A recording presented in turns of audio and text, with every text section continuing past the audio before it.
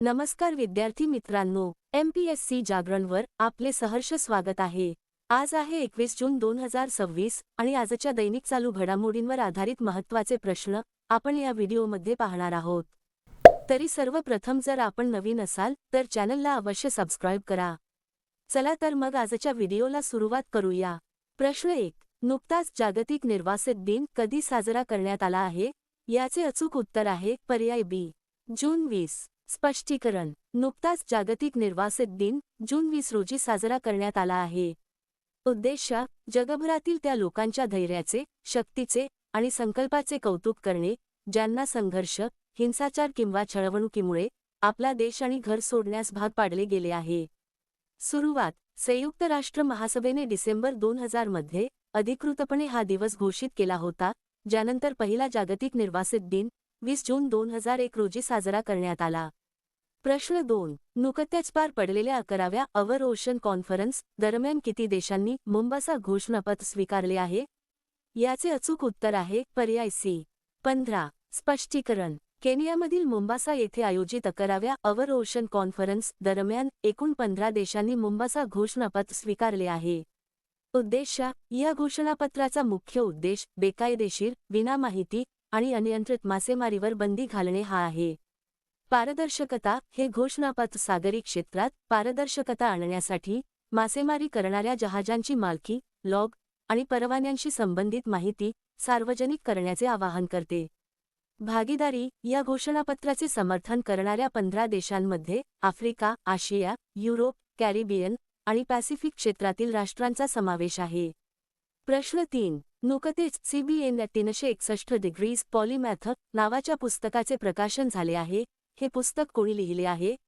याचे अचूक उत्तर आहे पर्याय बी, शाखामोरी श्रीनिवास प्रसाद। स्पष्टीकरण, नुकत्याच प्रसिद्ध झालेल्या CBN 361 डिग्रीज पॉलीमॅथ या पुस्तकाचे लेखन ज्येष्ठ पत्रकार आणि संपादक शाखामोरी श्रीनिवास प्रसाद यांनी केले आहे।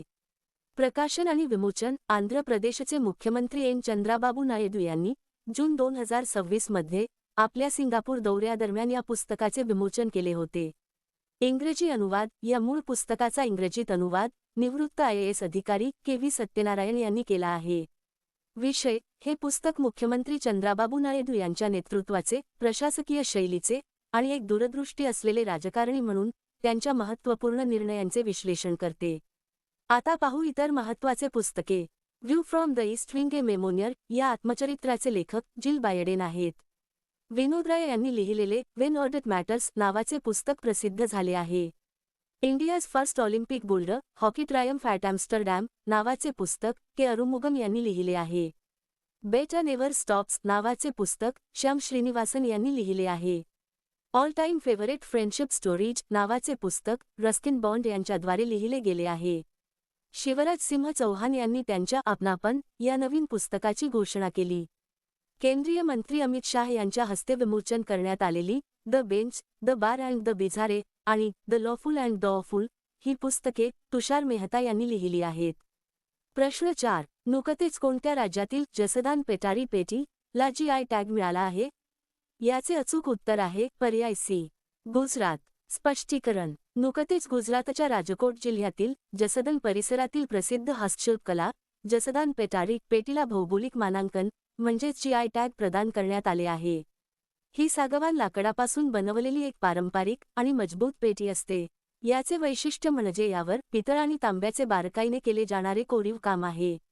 गुजरात राज्याची माहिती, राजधानी गांधीनगर, मुख्यमंत्री भूपेंद्रभाई पटेल, राज्यपाल आचार्य देवव्रत। या हस्तशिल्पकलेला नाबार्ड आणि entrepreneurs development institute of India यांच्या सहकार्याने GI टॅग मिळाला आहे, ज्यामुळे स्थानिक कारागिरांना संरक्षण आणि ओळख मिळते। आता पाहू गुजरातशी संबंधित इतर चालू घडामोडी। टाटा आणि एअरबसने गुजरातमध्ये पहिल्या मेड इन इंडिया C-295 विमानाची पहिली यशस्वी चाचणी घेतली आहे। अहमदाबाद महानगरपालिकेने रस्त्यावरील अन्न विक्रेत्यांसाठी अनिवार्य QR कोड आधारित अन्न सुरक्षा आणि स्वच्छता नियंत्रण प्रणाली सुरू केली। भारताचे पहिले AI सक्षम हायपरस्केल डेटा सेंटर गुजरातमध्ये स्थापित केले जाईल। ज्ञानेंद्र सिंह मलिक यांची गुजरातच्या पोलीस महासंचालक म्हणजेच DGP पदी नियुक्ती करण्यात आली आहे। पहिल्या जागतिक योगासन क्रीडा स्पर्धा 2026 चे आयोजन अहमदाबाद येथे केले जात आहे. गुजरात सरकारने ऑपरेशन डेल्टा हंट सुरू केले आहे. प्रश्न 5. नुकतेच नवीन फौजदारी कायद्यांवर न्यायसंहिता प्रदर्शनी चे उद्घाटन कोठे झाले आहे? याचे अचूक उत्तर आहे पर्याय डी, पुडुचेरी. स्पष्टीकरण. भारताच्या नवीन फौजदारी कायद्यांवर पुडुचेरी पोलिसांनी आयोजित केलेल्या न्यायसंहिता प्रदर्शनी चे उद्घाटन आज पुडुचेरीच्या बीच रोडवर करण्यात आले. उपराज्यपाल के कैलाशनाथन आणि मुख्यमंत्री एन रंगासामी यांनी या प्रदर्शनाचे उद्घाटन केले. प्रश्न 6. नुकतेच संशोधकांनी कोणत्या राज्यात सुमारे 1.5 कोटी म्हणजेच 15 दशलक्ष वर्षे जुने जीवाश्म शोधून काढले आहेत? याचे अचूक उत्तर आहे पर्याय बी, ओडिशा. स्पष्टीकरण. संशोधकांनी नुकतेच ओडिशा राज्यातील मयूरभंज जिल्ह्यात असलेल्या बारीपदा शहराजवळ सुमारे 1.5 कोटी म्हणजेच 15 दशलक्ष वर्षे जुने सागरी जीवांचे जीवाश्म शोधले आहेत. ऐतिहासिक महत्त्व. हे जीवाश्म मिओसीन कालखंडातील आहेत. हा शोध या गोष्टीचा सबळ पुरावा आहे की आजचा हा मैदानी प्रदेश करोडो वर्षापूर्वी समुद्राच्या पाण्याखाली बुडालेला होता.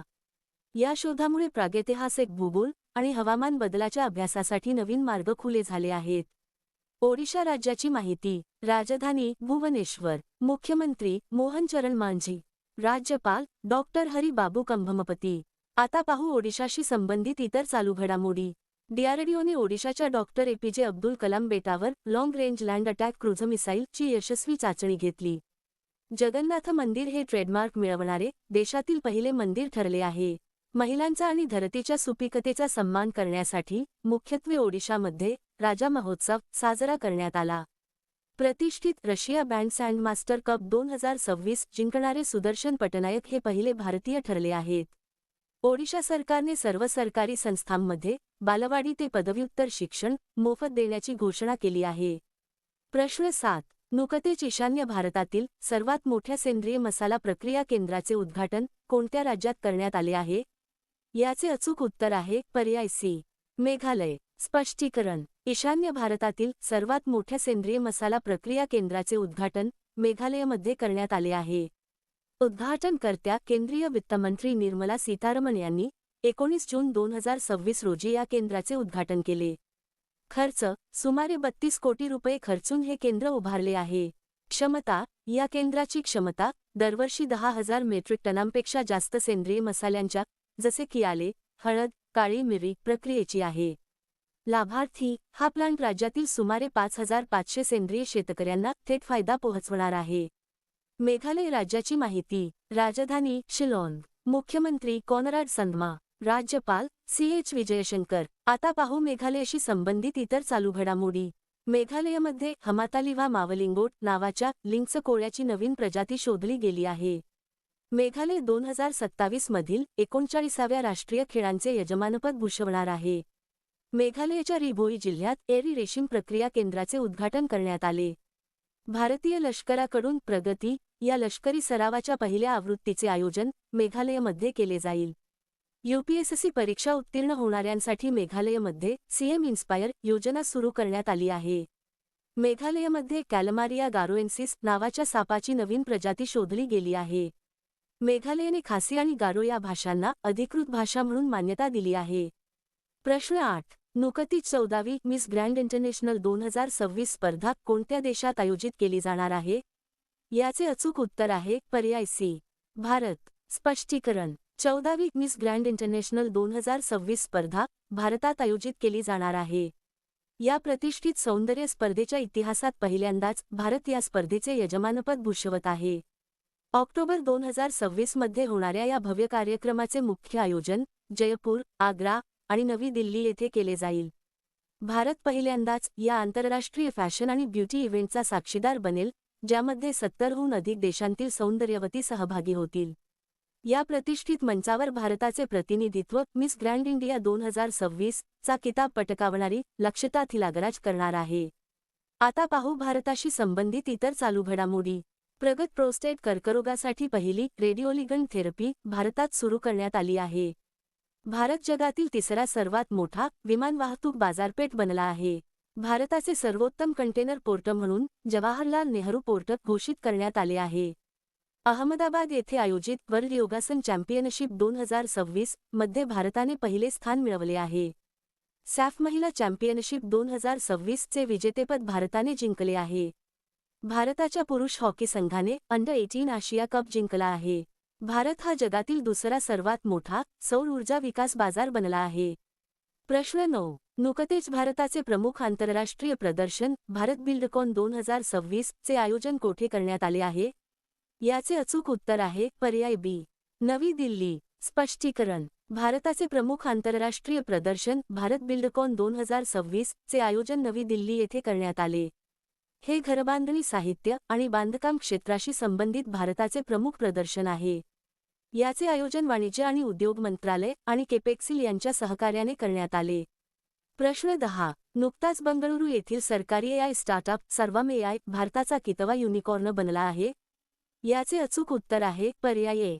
130वा. स्पष्टीकरण. बंगळुरू येथील कृत्रिम बुद्धिमत्ता म्हणजेच AI स्टार्टअप सर्वम AI ने नुकतीच $234 म्हणजेच सुमारे 2210 कोटी रुपयांची सिरीज बी फंडिंग मिळवून भारताची 130वी युनिकॉर्न कंपनी बनण्याचा मान मिळवला आहे. या गुंतवणुकीनंतर कंपनीचे एकूण मूल्यांकन $1.5 अब्ज झाले आहे. सर्वम AI ला हा दर्जा मिळाल्यामुळे भारताच्या स्वदेशी AI परिसंस्थेला मोठी चालना मिळाली आहे. या गुंतवणुकीच्या टप्प्याचे नेतृत्व भारताची अग्रगण्य IT कंपनी HCL ने केले आहे. प्रश्न 11. नुकताच न्यू डेव्हलपमेंट बँक म्हणजेच NDB मध्ये सामील होणारा पहिला मध्य आशियाई देश कोणता ठरला आहे? याचे अचूक उत्तर आहे पर्याय सी.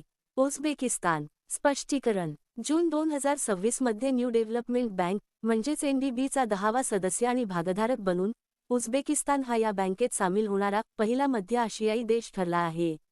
उझबेकिस्तान देशाची माहिती. राजधानी ताशकंद. चलन उझबेकसुम. राष्ट्रपती शौकत मिर्झायोयेव. प्रश्न 12. नुकतेच भारताचे पहिले अणुऊर्जा अभियांत्रिकी डिझाईन उत्कृष्टता केंद्र कोठे स्थापित केले जाणार आहे? याचे अचूक उत्तर आहे पर्याय बी. IIT हैदराबाद. स्पष्टीकरण. भारताचे पहिले अणुऊर्जा अभियांत्रिकी डिझाईन उत्कृष्टता केंद्र म्हणजेच कोडेन हे भारतीय तंत्रज्ञान संस्था हैदराबाद म्हणजेच IIT हैदराबाद येथे स्थापन केले जाणार आहे. या केंद्राची स्थापना नागरी अणुक्षेत्रात जागतिक दर्जाची प्रतिभा विकसित करण्याच्या उद्देशाने CEPL इंडिया आणि डसॉल्ट सिस्टीम्स यांच्या सहकार्याने केली जात आहे. आता पाहू IITशी संबंधित इतर चालू घडामोडी. IIT कानपूरने सायबर सिक्युरिटी कोर्स सुरू केला आहे. IIT मद्रासने मानवी मेंदूच्या स्टेमचा जगातील सर्वात तपशीलवार 3D नकाशा जारी केला आहे. IIT मुंबईमध्ये भारताची पहिली एकात्मिक CCUS फील्ड प्रयोगशाळा सुरू करण्यात आली आहे.